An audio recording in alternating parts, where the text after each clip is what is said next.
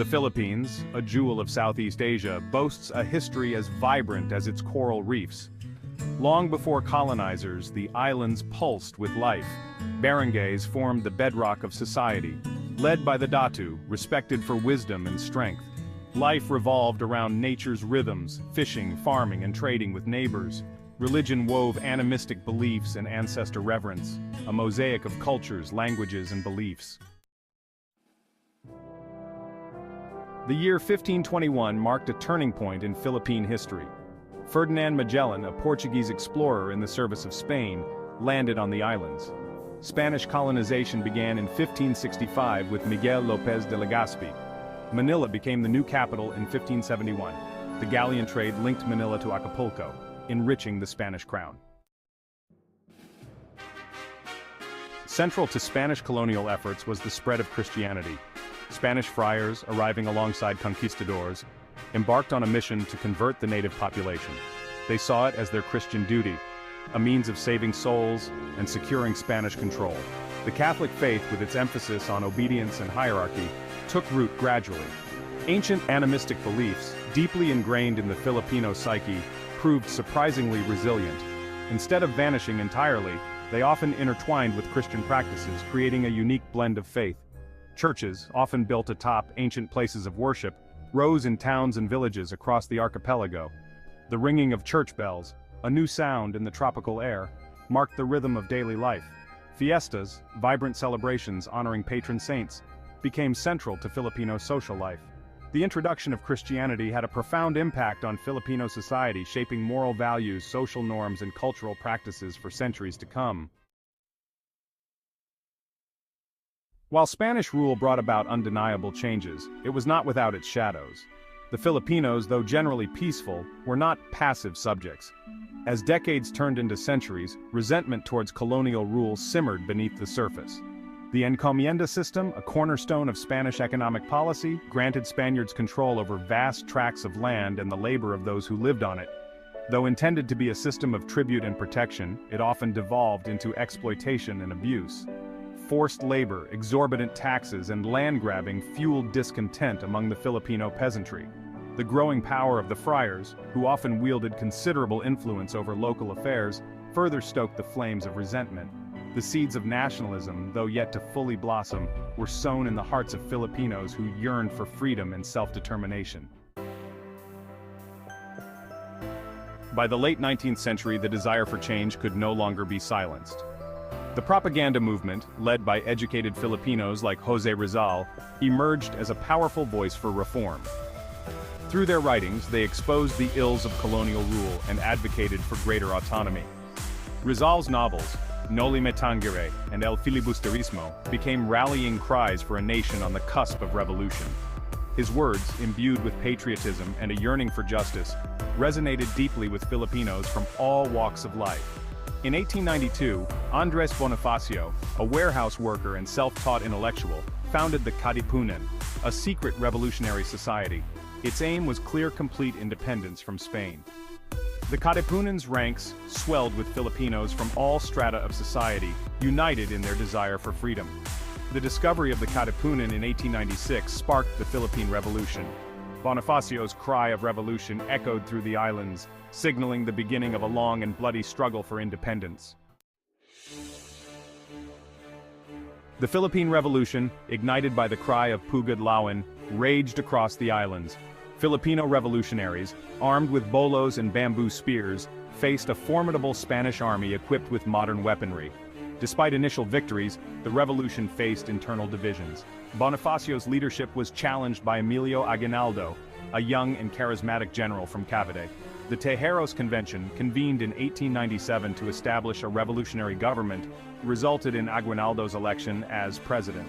Bonifacio, accused of treason by Aguinaldo's faction, was captured and executed.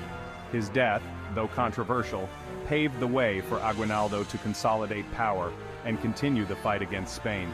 Meanwhile, a new player emerged on the global stage, the United States. The Spanish-American War, sparked by events in Cuba, would have far-reaching consequences for the Philippines.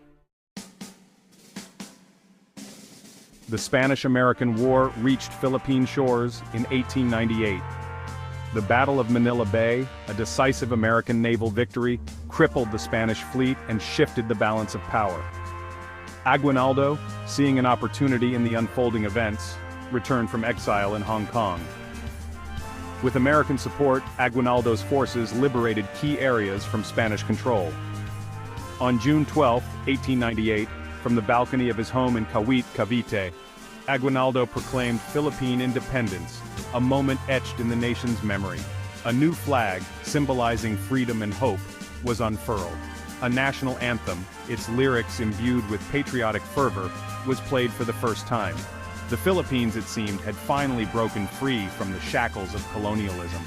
However, the path to true independence proved to be far more complex than anyone could have imagined. The fate of the Philippines, once again, lay in the hands of foreign powers. Section 8, War Comes to Paradise. The Treaty of Paris, signed in December 1898, officially ended the Spanish-American War. Spain ceded the Philippines to the United States, much to the dismay of Filipinos who had fought so hard for their freedom. The Philippine-American War erupted in February 1899, marking the start of another brutal chapter in the nation's struggle for self-determination. Filipino forces, outgunned and outnumbered, resorted to guerrilla warfare, fighting for their homeland against a new colonizer. The war raged for 3 long years, leaving a trail of destruction and loss of life. American troops, employing scorched earth tactics, sought to crush Filipino resistance. Villages were razed, civilians caught in the crossfire. The capture of Aguinaldo in 1901 dealt a severe blow to the Filipino resistance. With their leader imprisoned, the remaining guerrilla units gradually surrendered. The war officially ended in 1902, though pockets of resistance lingered for years to come. Section 9, Scars of Liberation. The United States, having consolidated its control over the Philippines, embarked on a mission to civilize and Christianize its new possession. American administrators, believing in their own cultural superiority, set about transforming Filipino society. The English language, introduced as the medium of instruction in schools, gradually replaced Spanish as the language of government and commerce. American-style education, emphasizing democratic values and individualism, shaped the minds of generations of Filipinos. Infrastructure projects, such as roads, bridges, and hospitals, were undertaken, but often benefited American interests more than the needs of ordinary Filipinos. The economy, though experiencing some growth, remained largely dependent on the United States. The period of American rule, though marked by progress in some areas, left a mixed legacy. It fostered a sense of nationhood among Filipinos but also created new dependencies, both economic and cultural. Section 10, Republic of Hope. The road to Philippine independence took an unexpected turn with the outbreak of World War II. The Japanese invasion of the Philippines in 1941 plunged the nation into another dark chapter of its history. The archipelago, strategically important for its location, became a battleground between Japanese and American forces. Filipinos, caught in the crossfire, endured 3 years of brutal occupation. The Japanese military administration, initially welcomed by some as liberators from American rule, quickly revealed its true nature. Human rights abuses, forced labor, and economic exploitation became commonplace. Despite the hardships, the Filipino spirit of resistance remained unbroken. Guerrilla units, operating in the mountains and jungles, harassed Japanese forces and provided intelligence to the Allies. The liberation of the Philippines in 1945 came at a heavy price. Manila, once the Pearl of the Orient, lay in ruins, a testament to the ferocity of the fighting. Hundreds of thousands of Filipinos perished during the war, victims of combat, disease, and starvation. Section 11, Continuing the Journey. On July 4, 1946, the Philippines finally achieved its long-awaited independence.